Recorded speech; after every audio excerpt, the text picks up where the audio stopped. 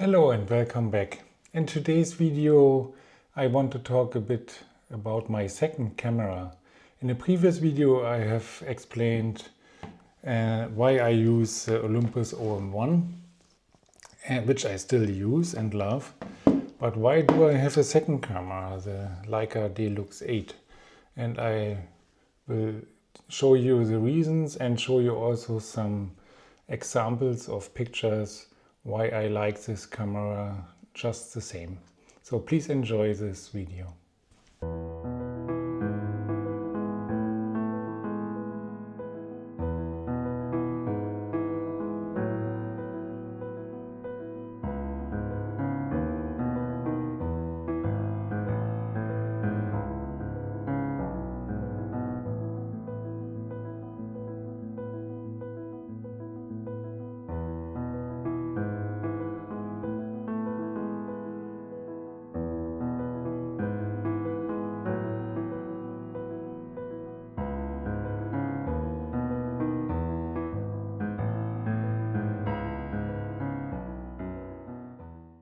So why did I buy a second camera?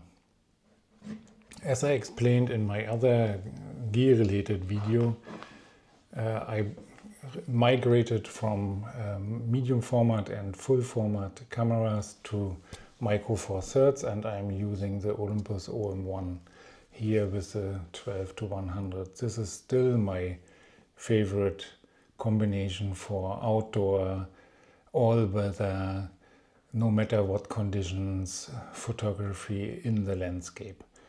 So why did I buy a second camera?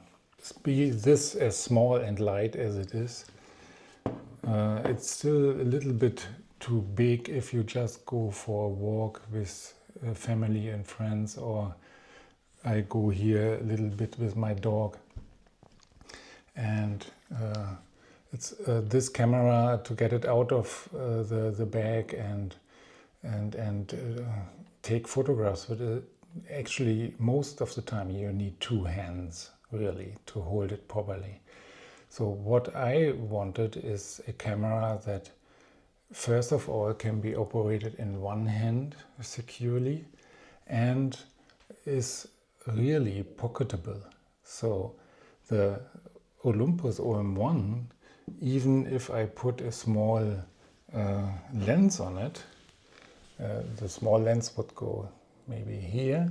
So still this whole thing is, the camera is 600 grams, and the sheer size of this camera doesn't fit really into a jacket pocket. So pocketability is not on the list of this Olympus camera. But here with the Leica D-Lux, this is really small. As you can see in my hands, it's almost disappearing.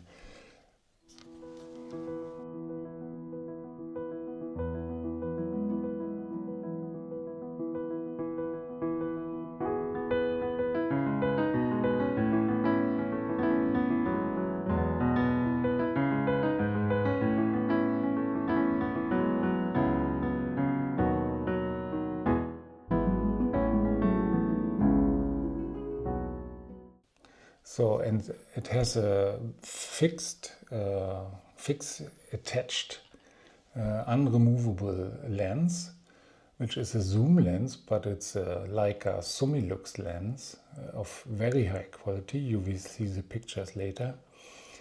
And this is a zoom lens equivalent 24-75 in full frame terms.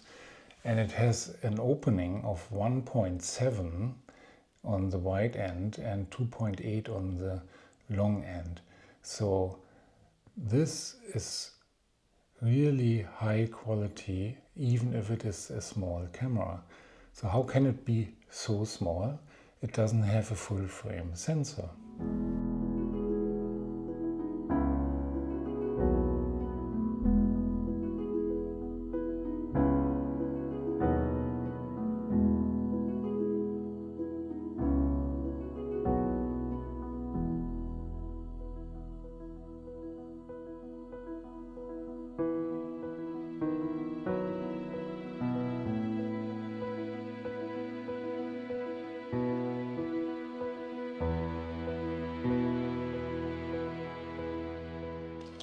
let me open it for you. So this is how it looks when you want to take a picture. It comes out a little bit, and then you can zoom just with this little thingy here. And also the camera has, you can see it here, it has a ring where you can adjust your aperture. You can adjust it manually, or you go to A, which puts it in automatic mode. But I never use that. I like to use this camera like a real camera, which it is. So I choose my aperture for the effect that I want. So either 1.7 if there's low light, or I want a more shallow depth of field, or I go towards 5.6, 7.1 if I have a landscape where I want more in focus.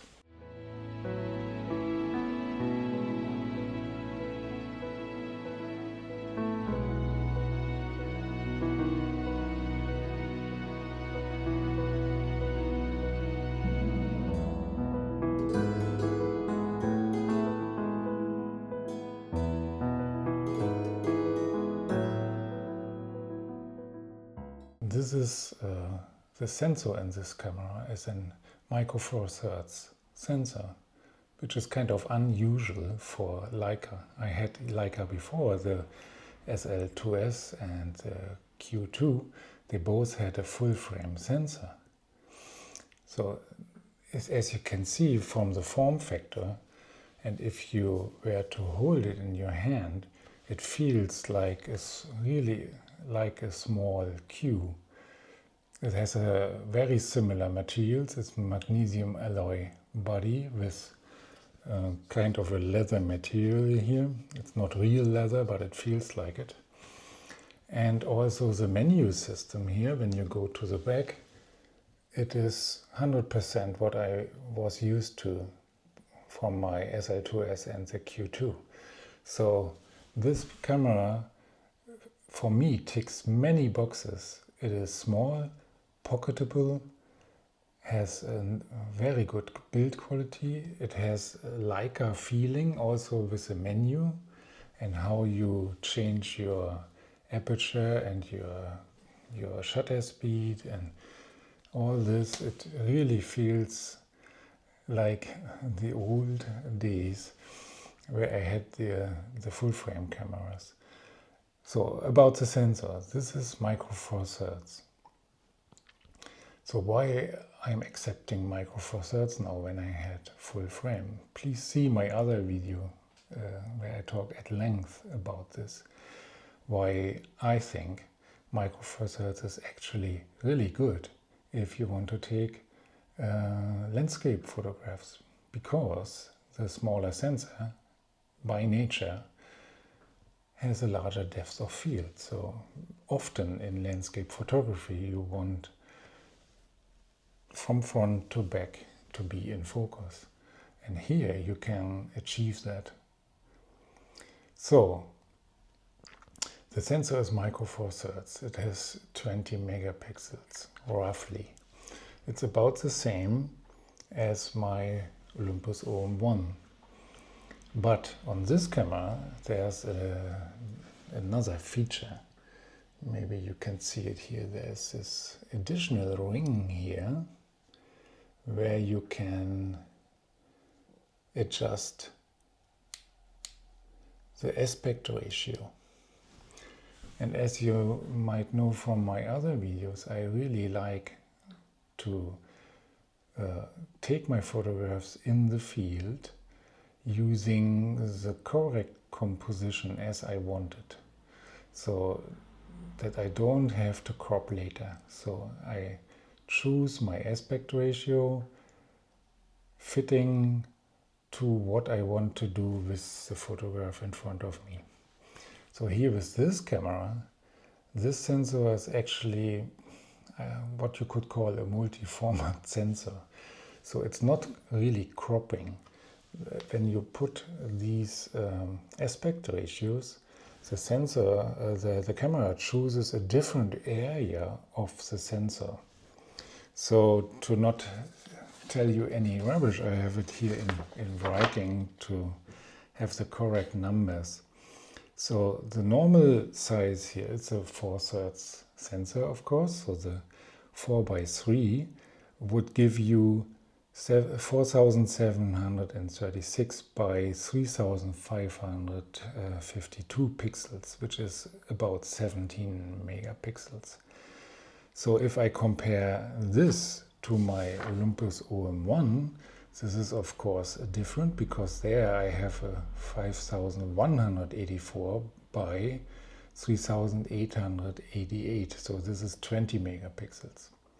So here you can see that the D-Lux takes a little bit less of the micro four thirds sensor than the Olympus does. But if you choose 16:9, which I often do in landscapes, I feel this often fits if you have wider landscapes, and also it helps to put the focus on what I want to have the focus on. Plus, for viewing at my TV in the living room for photo shows of our vacations and stuff, I prefer to do these shows in 16:9, obviously, because television is 16:9. So I shoot landscapes quite often in 16:9. So now the D-Lux, when you put it here to 16:9, it chooses a different area, so it goes wider.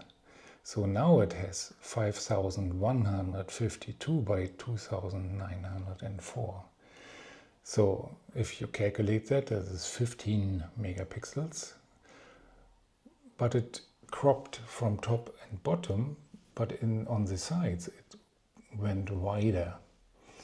So now I have the same, almost the same resolution as I have with my Olympus, because if I do 16:9 with the Olympus, I get 5184 by 2920, which is also 15 megapixels. So put to 16:9, this picture and the one from the OM-1 has almost identical pixel dimensions.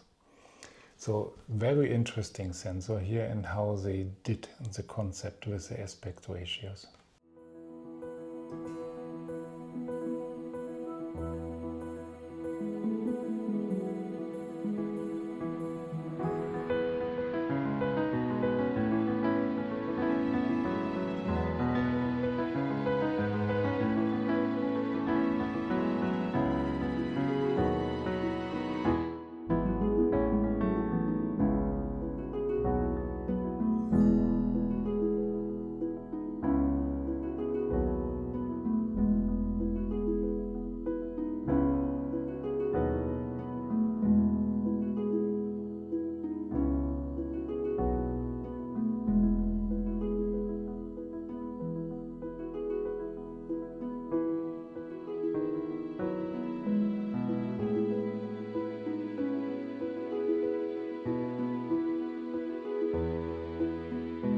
So, and one last thing that I want to touch upon is the weight. Obviously this camera is very light. If you have this lens cap on, you are about 410 grams with the battery and everything. So 400 grams. And if I take my Olympus OM-1, which is not heavy, it's 600 grams. But if I have even a small lens, if I have like my Leica 9mm, that would be about to here, very small lens. Still 130 grams with the 600 is 730. So, and the pocketability, if you put these side by side, you see, let me put it this way, from the back, how can I show this? So you see it's quite a size difference. So This is the other point, which I touched upon earlier, the pocketability. So when you put this in your pocket, in your jacket pocket, you don't, your jacket doesn't go like this and you are bending over, because this is just 400 grams. So very, very beautiful if you want to just have a walk, and even if it's raining, this is not weatherproof. But if I go for a walk in rain, I take my umbrella and I can use this camera with one hand. So no problem, I can easily take landscape photos or cityscapes or whatever I come across, even if it's raining, because even my Olympus is weatherproof. I am not really. I want to have a rain protection. For me, landscape photography is not about suffering, it's the enjoyment of nature. So usually when it rains, I take an umbrella. So here with this camera, I can hold my umbrella and I can use this camera easily. It has also optical image stabilization in the lens, so no problem at all.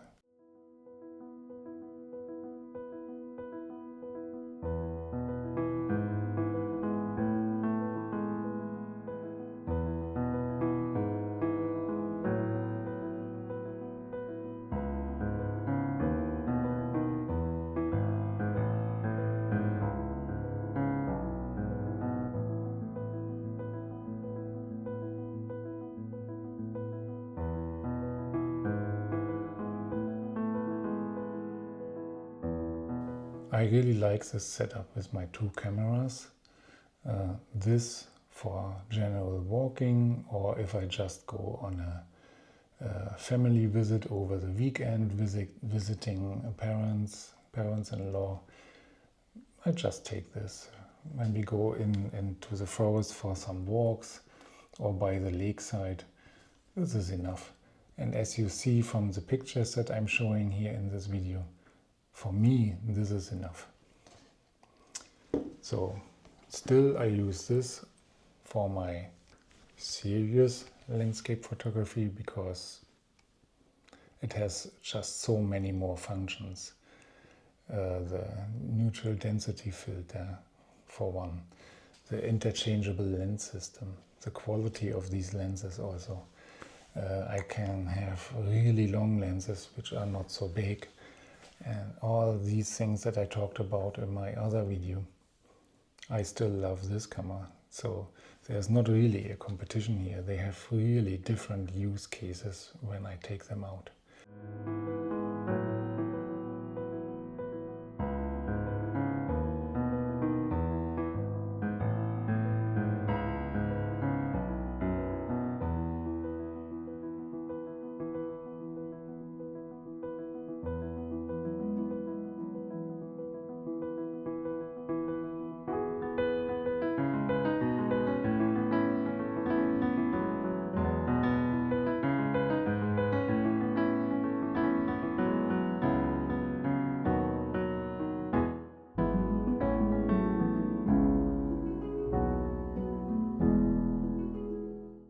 So I hope you have enjoyed this video and maybe got some inspiration for your camera choices.